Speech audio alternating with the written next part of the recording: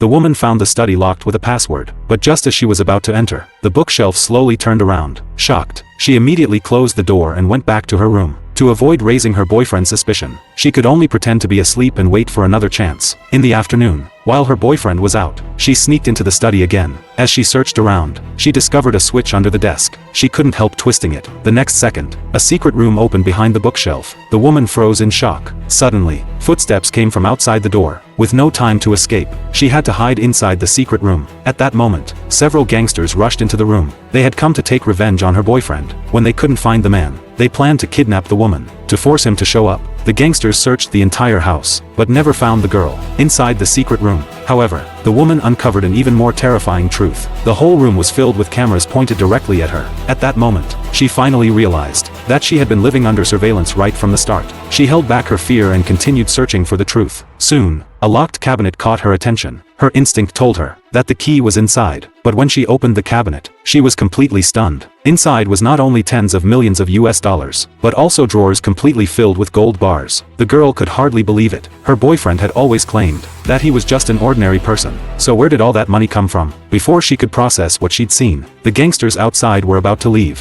when they ran right into her returning boyfriend. The next second, the man kicked one of them to the ground. The others were quickly defeated. Minutes later, all of them were subdued. The gangsters knelt down and begged for mercy. The boyfriend gave them a cold warning, and then let them leave. At this point, he knew that the woman had seen things she wasn't supposed to. He walked to the door of the secret room, and asked calmly, "You saw everything in the cabinet, didn't you?" The woman nodded, trembling. The man fell silent for a moment. "What you've seen is only the cleanest part." She thought she was in love, but only at this moment did she realize that she had only been living under surveillance.